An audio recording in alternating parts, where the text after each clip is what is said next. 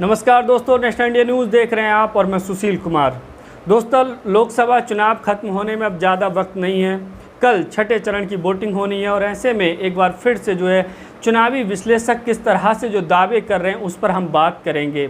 योगेंद्र यादव और प्रशांत किशोर ने जो दावे किए हैं उन पर हम बात करेंगे। बड़े ही चौंकाने वाले दावे किए हैं। एक तरफ प्रशांत किशोर का ये कहना है कि 2019 में भाजपा को जितनी सीटें आई थी इस बार भी भाजपा को उतनी ही सीटें आ रही हैं और भाजपा की सरकार बन रही है।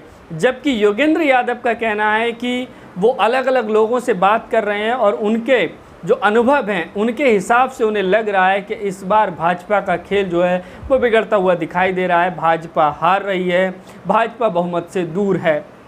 दरअसल योगेंद्र यादव ने छठे चरण की वोटिंग से ठीक पहले अपना फाइनल प्रेडिक्शन यानी इन चुनावों को लेकर के अपना अंतिम आकलन भी जारी कर दिया है।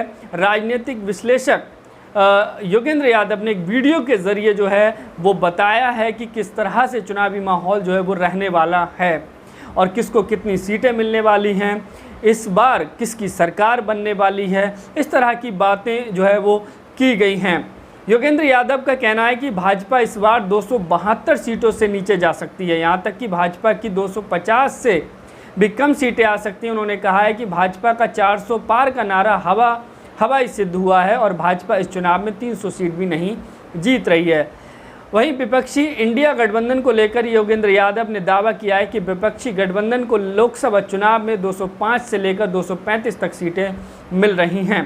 वहीं अगर हम बात करें प्रशांत किशोर की तो उनका ये दावा है कि भाजपा की सरकार बन रही है, जबकि योगेंद्र यादव वो उनके इन आरोपों, इन दावों को वो सिरे से खारिज करते हुए दिखाई दे रहे हैं और ये कह रहे हैं कि इस बार इंडिया गठबंधन की स्थिति अच्छी नहीं है और उसका फ़ायदा वो बीजेपी को होगा।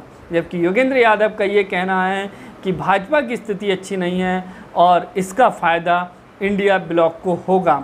कल यानी कि 25 मई को वोटिंग हो रही है छठे चरण की और इसके बाद एक आखिरी चरण बचेगा।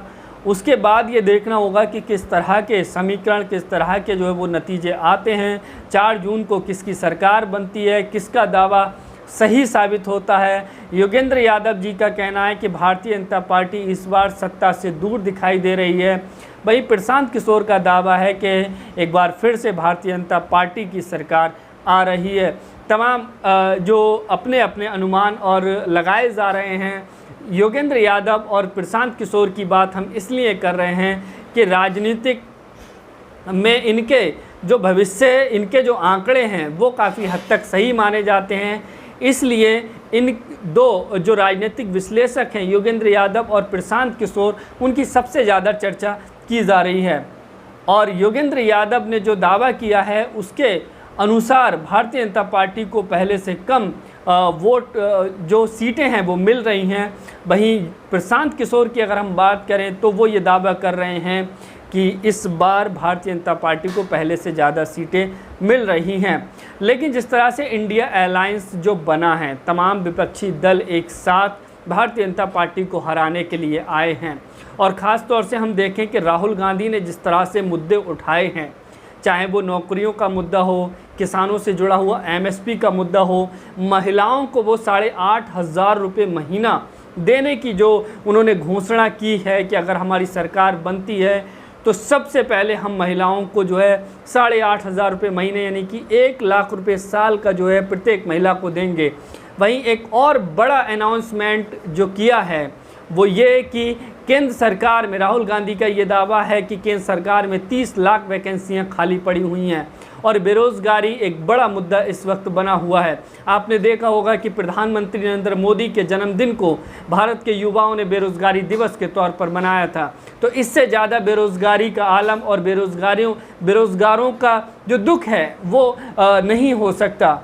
तो तमाम मुद्दे हैं। किसानों का हमने देखा कि 2 साल लंबे वक्त तक आंदोलन चला और कृषि कानून जो 3 सरकार लेकर आई थी वो तो मोदी जी ने वापस करवा दिए, लेकिन MSP पर जो गारंटी का कानून बनाने का जो दावा किया था, जो बात कही थी, वो अभी तक पूरी नहीं हुई है। और इसीलिए हम देखते हैं कि अभी भी जगह जगह किसानों का आंदोलन जारी रहता है। तो राहुल गांधी ने ये दावा किया है कि अगर हमारी सरकार बनती है तो गारंटी का एमएसपी पर गारंटी कानून बनेगा। और दूसरा सबसे बड़ा मुद्दा कर्ज माफ़ी का, किसानों की कर्ज माफ़ी का। राहुल गांधी अपनी रैली में, हर रैली में ये मुद्दा उठाते हैं कि भारतीय जनता पार्टी ने अपने उद्योगपति मित्रों का कर्ज माफ़ किया है, 10 साल में एक भी किसान का कर्ज माफ़ नहीं किया। लेकिन अगर इंडिया अलायंस की सरकार बनती है तो किसानों का कर्ज माफ़ किया जाएगा।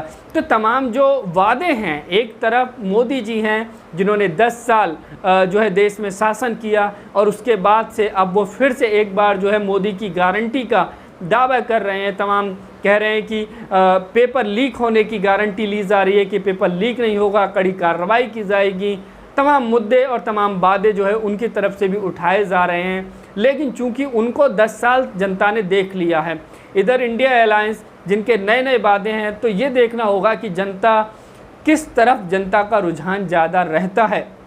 हालांकि दोस्तों यहाँ पर यह भी मैं आपको बता दूं कि चुनाव आयोग की निष्पक्षता, चुनाव आयोग की जो कार्यप्रणाली है, उसको लेकर भी लगातार जो है वो सवाल खड़े हो रहे हैं। हमने देखा था कि पहले चरण और दूसरे चरण की जो वोटिंग थी, शाम को पहले वोटिंग परसेंट चुनाव आयोग की तरफ से जारी कर दिया गया, लेकिन उसके 11 दिन के बाद दोबारा से वोट परसेंटेज जो है वो जारी किया गया, डाटा जारी किया गया और उसमें हमने देखा कि 5 से 6% वोट प्रतिशत बढ़ा दिया गया। और ऐसा ही तीसरे चरण में भी हुआ। तो अब ये सवाल खड़े होने लगे कि आखिर चुनाव आयोग जो वोट प्रतिशत जो कई कई दिन के बाद जो है वो दे रहा है, इसमें जो वोट परसेंटेज बढ़ रहा है, ये आखिर किस तरफ जो है वो इशारा करता है। तमाम लोग ये सवाल उठा रहे हैं कि क्या चुनाव आयोग भारतीय जनता पार्टी के 400 पार के नारे को सेट करने की कोशिश में तो नहीं लगा हुआ है।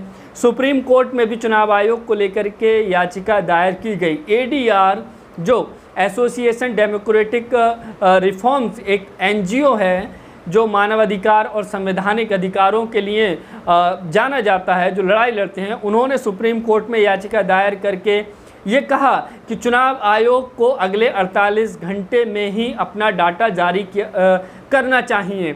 जो 11 दिन के बाद, 4 दिन के बाद जो डाटा जारी किया जा रहा है और उनमें जो वोट फीसदी जो बढ़ रहा है, उसको लेकर के जनता में कहीं ना कहीं चुनाव आयोग की निष्पक्षता पर संदिग्ध स्थिति है, उस पर सवाल खड़े हो रहे हैं। और ये भी कहा गया कि फॉर्म 17C, जो फॉर्म 70C जो होता है, जिसमें वोट परसेंटेज और आंकड़े जो चुनाव आयोग जारी करता है, उसकी भी ये मांग की गई कि चुनाव आयोग अपनी वेबसाइट पर उसको अपलोड करे कि कहाँ पर कितना फीसदी वोटिंग हुआ है।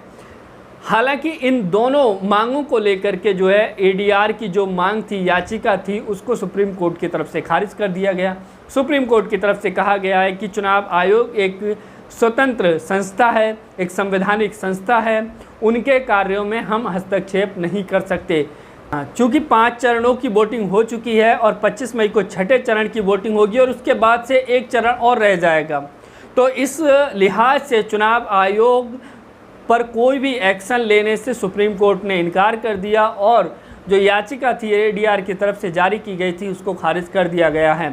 तो दोस्तों, ये तमाम सारी जो स्थिति और परिस्थितियां जो बन रही हैं, आखिर ये किसके पक्ष में है, किसके विपक्ष में है, ये तो आने वाले वक्त में ही पता चलेगा और बहुत लंबा वक्त नहीं बचा है। 4 जून को तस्वीर साफ हो जाएगी कि भारत में अब अगला शासन किसका होगा।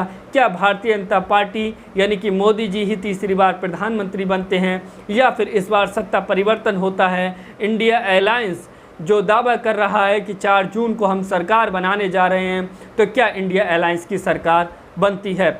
फिलहाल मैंने आपको बताया पूरी राजनीतिक स्थिति और जो राजनीतिक विश्लेषक हैं उनके जो दावे हैं वो भी हमने आपको बताए। इस वीडियो में सिर्फ इतना ही। आप लोगों को क्या राय है कमेंट करके ज़रूर बताइएगा।